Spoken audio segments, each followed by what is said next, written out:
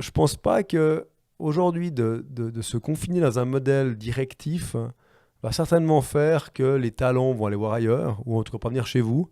Et donc par rapport à cette tendance que tu évoquais tout à l'heure de job aux États-Unis créés plus en dehors des boîtes que dedans, enfin le risque pour les boîtes traditionnelles, il n'y a plus que les mauvais qui restent. Parce qu'ils ne trouvent pas où bosser ailleurs, ou ils arrivent, j'en sais rien, mais en tous les cas, il y a une corrélation aujourd'hui entre la valeur ajoutée apportée par le collaborateur et sa volonté de prendre des rôles.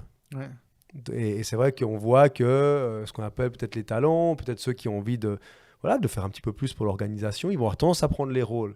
S'ils ne peuvent pas prendre ces rôles, ben, ils vont les prendre ailleurs, et de plus en plus.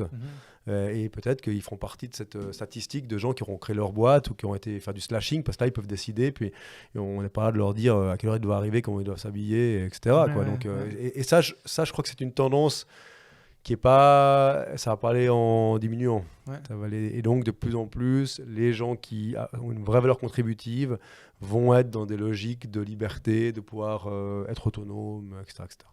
Et c'est mauvais. Parce qu'il ne faut pas qu'ils bossent quand même. Mais le problème, c'est que c'est pas. Ouais, c'est vrai que j'ai pas des bons, mais je préfère parler de gens qui ont peut-être une plus forte valeur contributive ou qui contribuent peut-être plus au développement de l'entreprise avec des nouvelles idées, de nouvelles choses. Non, moi, je te les suis complètement. Ouais, mais les personnes qui font leur travail, qui le font bien, on en a besoin et les boîtes en ont besoin. Maintenant, tu peux pas dire, OK, on crée une boîte dans laquelle on a que des gens de ce type-là et puis une autre dans laquelle il y a que des gens de ce type-là. On a besoin des deux pour fonctionner. Et donc, le plus simple pour que ça fonctionne vraiment, c'est d'avoir cette liberté qui fait que tu peux prendre ou ne pas prendre.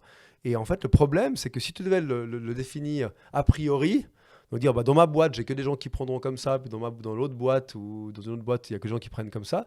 En fait, ça va pas parce que ça dépend du cycle de vie de la personne et puis de même la forme mensuelle ou journalière ou de ce qui se passe dans ta famille. Donc, ça serait une stratégie dangereuse en tous les cas. Parce que tu pourrais engager des gens à un moment T et puis t'es plus un, ils sont plus dans ce mood-là, ils sont dans un autre. Ouais. Donc voilà, non, je pense que ces modèles plus libertaires, en tout cas, et qui donnent plus d'autonomie, ils vont se développer à fond et même les grosses boîtes devront s'y mettre au risque de nouveau d'avoir plus que des gens à faible valeur contributive.